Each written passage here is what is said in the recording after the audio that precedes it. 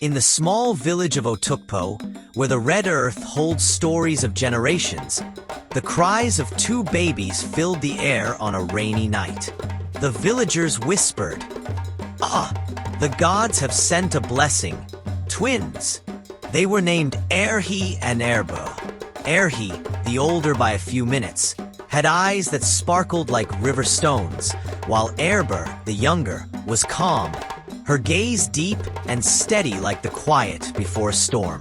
From their first breath, they were inseparable, sharing not just their mother's womb, but also dreams, secrets, and a bond that felt woven by the gods themselves.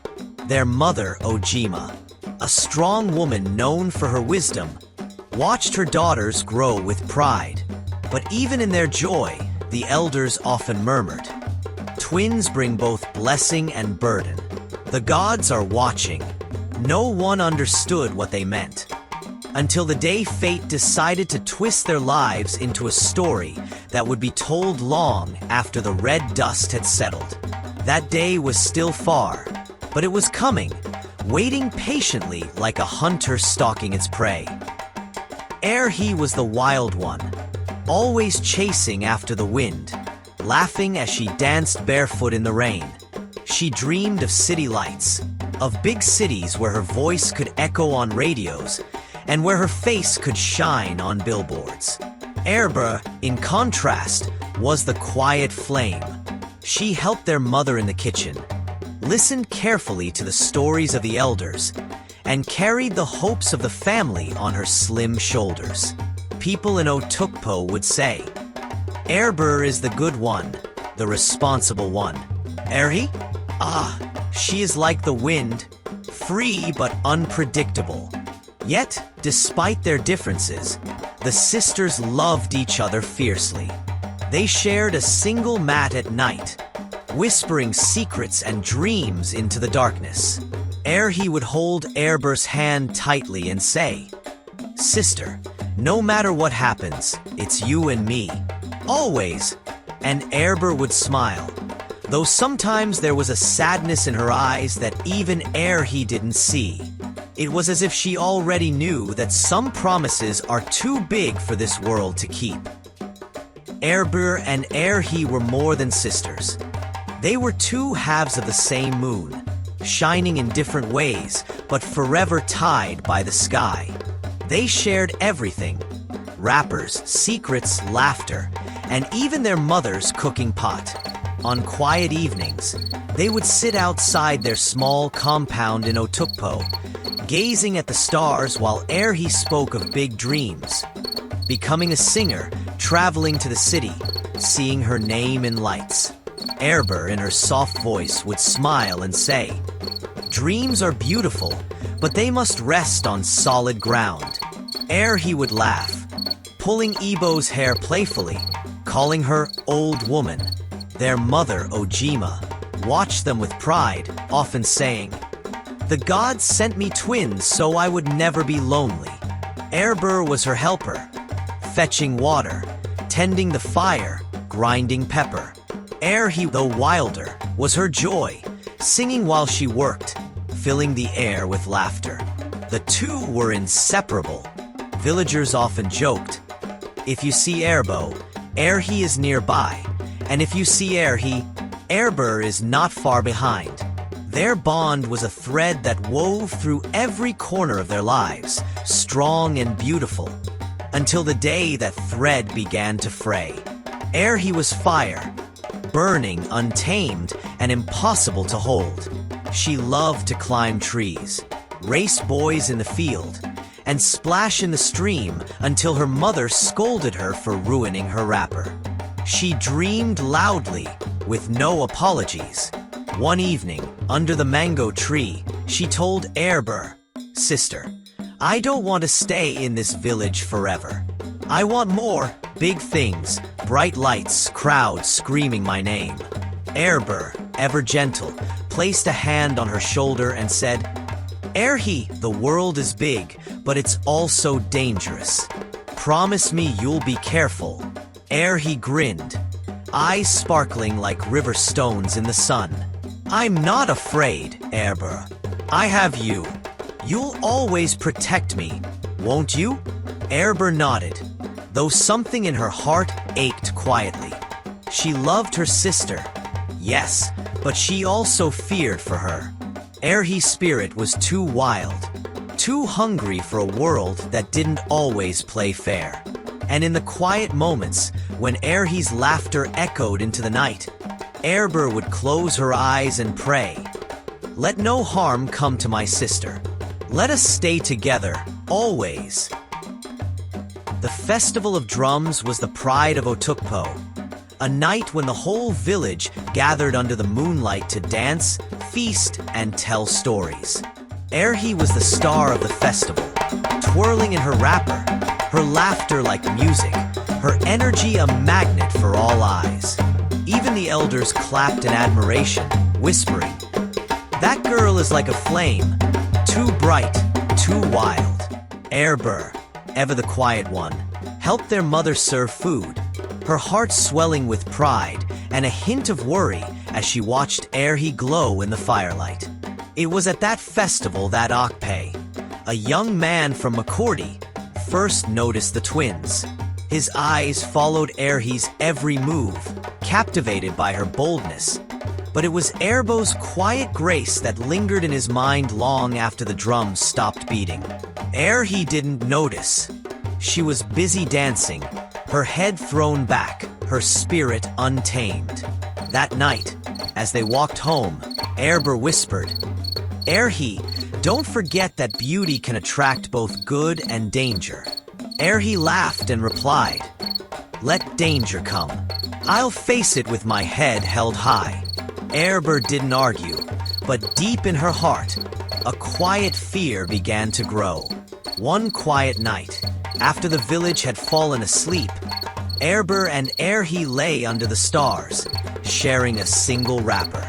The air was cool, filled with the sounds of crickets and distant drums. Erhi turned to Eber, her voice soft, almost hesitant. "Eber, if anything ever happens, if I can't be here anymore, will you promise to take care of Mama?" Eber blinked, startled. "Don't talk like that, Erhi. We'll always be together."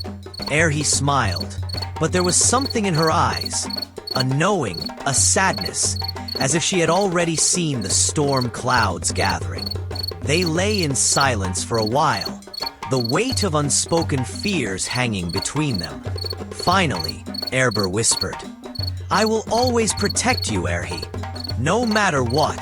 Erhi sighed and said, "And I will always fight for you, even if it means burning the whole world." Their fingers intertwined, the bond between them sealed not just by blood, but by promises too deep for words. They didn't know that the gods were listening, and that their words had already been written into the story of their lives. Weeks passed, and Erhi's dreams grew louder. She started talking about leaving Otukpo, about going to Makurdi to find work, maybe even singing in clubs.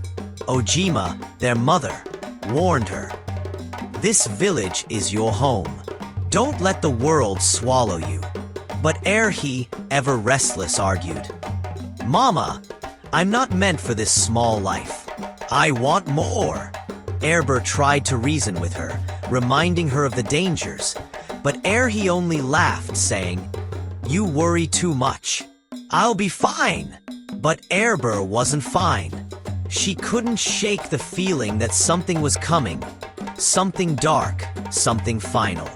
She watched Erhi with a mix of love and fear, wanting to hold her close, but knowing she couldn't clip her wings. And as the days grew hotter and the nights longer, the sisters' bond remained strong, but the threads of their story were pulling tighter, drawing them toward a moment neither of them could stop. One hot afternoon, as Erbo fetched water from the stream, she noticed a figure standing by the path. Otukpo, the man from Makurdi. His eyes followed her as she balanced the clay pot on her head, his smile soft but unsettling. He greeted her warmly, but there was a weight in his gaze that made her uneasy. "I heard you sing," he said. But I hear your sister's voice too, in the way you carry yourself. Eber smiled politely but quickened her pace, her heart thudding. She didn't tell Ehi about the encounter. Something in her gut told her it was better to keep it quiet. But Ehi, as always, was too busy chasing the future. She spent her days helping Mama, but her nights dreaming of McCordy lights. Eber, imagine it, crowds cheering for me, my voice on the radio, she would say, her eyes glowing like stars. Eber would smile, but inside, fear gnawed at her like a rat in the dark. She prayed that Ehi's dreams would not become a noose around her neck. Their mother, Ojima, watched her daughters with worry deep in her bones. She had lived long enough to know that beauty and ambition can be dangerous gifts, especially for young women in a world that swallows girls whole. One evening, she sat them down under the old mango tree, her voice low and heavy with warning. Eber, listen to me. The world outside our village is not kind. It will promise you gold and give you ashes. Ehi, ever restless, rolled her eyes. Mama, you are afraid of everything. I want to see the world, not just Otukpo. Eber, sitting quietly, placed her hand on their mother's lap and whispered, I'll stay with you, Mama. I'll help you. Ojima sighed, her heart aching. She knew she couldn't hold both daughters forever, but she prayed with all her might that the gods would keep them safe. As she looked at Ehi, her bold, laughing daughter, a shiver ran down her spine. The wind whispered through the trees that night, and Ojima felt it in her bones. Something was coming. The Otukpo market was alive with color. Smells of roasted maize, fresh fish, and pepper hung in the air. Eber and Ehi walked side by side, Ehi's laughter drawing smiles from traders. Eber, more reserved, helped Mama sell groundnuts, while Ehi wandered, chatting with young men who admired her bold spirit. Among them was Otukpo, who appeared again, this time bolder. He called out, Ehi, your smile is brighter than the sun. Ehi blushed, her eyes sparkling with mischief. Eber watched from a distance, a cold knot forming in her stomach. That evening, as they walked home, she spoke carefully. Ehi, be careful. Men like Otukpo, sometimes they take more than they give. But Ehi waved her off, grinning. Sister, you worry too much. I'm not a child. Eber bit her lip, holding her words back. She knew warning. Ehi was like trying to hold water in a basket. Yet, she felt it. Trouble was following them, like a shadow that wouldn't leave. One night, a heavy rain fell on Otukpo, drumming on the tin roofs like a warning from the gods. Eber and Ehi lay on their mat, whispering into the darkness. Ehi spoke of her dreams again, of leaving the village, of singing on big stages. Eber listened quietly, her heart torn between pride and fear. Promise me something, Ehi, she said softly. No matter how far you go, you'll come back. Ehi laughed, a bright, careless sound. Of course, sister. We are twins, remember? Where I go, you go too. But as the thunder rolled across the sky, Eber felt a strange heaviness in her chest. She turned to look at Ehi, who had already drifted into sleep, her face peaceful, unbothered by the storm outside. Eber watched her sister's breathing, steady and calm, and a single tear slipped down her cheek. She whispered into the darkness, Please, gods, don't take her from me. Days later, Otukpo approached Ehi with an offer. He had connections in McCordy and could help her get into the music scene there. His words were sweet, filled with promises that sparkled like gold. Ehi's eyes widened with excitement. but Eber's heart sank. That night, he told Eber, "I'm going, sister. This is my chance." Eber begged, "Don't go alone, Erhi. Please, I have a bad feeling." But Erhi smiled, cupping Eber's face in her hands. "You worry too much. I'll be fine. I'm not a child." Eber couldn't sleep that night. She lay awake, heart racing, her sister's words echoing in her mind. When morning came, she sat quietly, watching Erhi pack her small bag, dreams too big for the room they shared. Eber wanted to scream, to grab her and lock the door, but she didn't. She just watched, her tears falling silently, as her twin walked toward a future she wasn't sure would be kind. The morning Erhi left from Accordi, the sun rose heavy and hot, as if the land itself was sweating with worry. Eber helped pack her small bag, folding her best clothes with trembling hands. Mama sat quietly, her face tight with unspoken fear. Erhi, ever the flame, hugged them both quickly, saying, "Don't cry, I'll send money soon. You'll see." Her laughter filled the compound as she stepped out, but Eber's heart felt like a stone in her chest. As Erhi disappeared down the red dust path, Eber stood at the gate, staring long after her sister was gone. The silence left behind was too loud.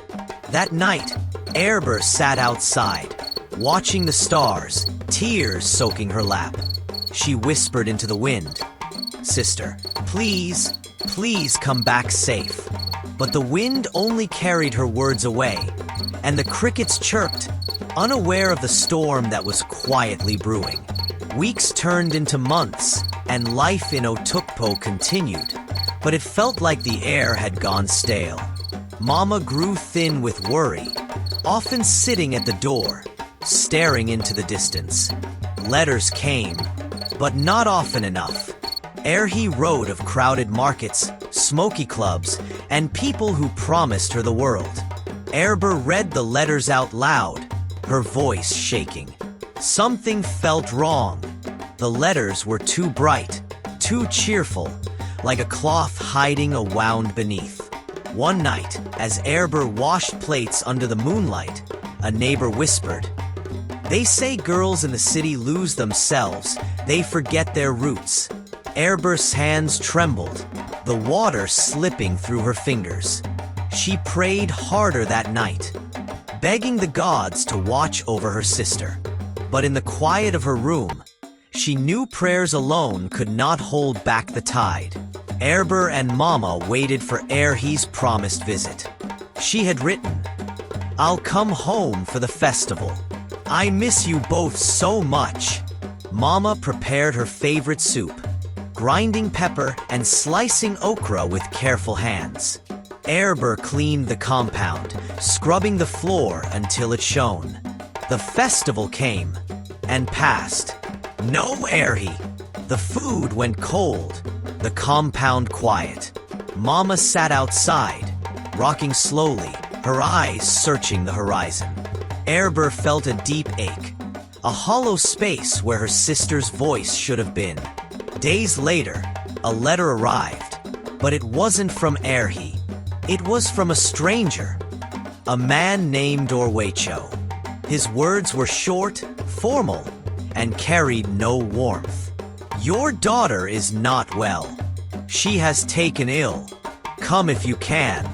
Eber read the letter over and over, her hands shaking. Mama wept silently, her shoulders shaking like tree branches in a storm. Eber knew then that something terrible had happened, and the peace in their home shattered like glass. Erbo and Mama set out from Accordi with heavy hearts, the road long and filled with questions. The bus rattled over potholes, each bump jarring Ebo's soul. Mama sat stiffly, clutching her wrapper, whispering prayers under her breath. Eber stared out the window, the red earth blurring as tears welled in her eyes. She wondered what they would find at the end of this journey. Was Ehi sick, or was she lost to something darker? When they arrived, the city felt loud and cold. The buildings towered. The streets bustled with strangers who didn't know their pain. They found Orwecho's address, a cramped, dusty room above a noisy bar. Eber's heart sank. This wasn't the life Ehi had written about. Mama's voice cracked as she called. Ehi, my child, where are you? But the only answer was the hum of the generator and the faint, haunting sound of music drifting up from the street below. Orwecho appeared, his face lined with worry, his clothes rumpled. He spoke quietly. She's inside. But you must prepare your heart. Mama's legs gave way, and Eber held her up, her own heart hammering. They entered the room, and there, on a thin mattress, lay Ehi. Her once bright eyes were dim, her cheeks hollow. She tried to smile, but it was weak, like a flame flickering in the wind. Mama, Erba. Her voice was barely a whisper. Eber fell to her knees, grabbing her sister's frail hand, tears falling like rain. What happened, Ehi? Why didn't you tell us? Ehi's lips trembled, her eyes filling with regret. I thought I could handle it. I thought I could be strong. Mama sobbed quietly, her hands trembling over Ehi's face. In that small, cramped room, the weight of Ehi's choices and the burden of her silence crashed down like a wave. The family was together again, but nothing would ever be the same.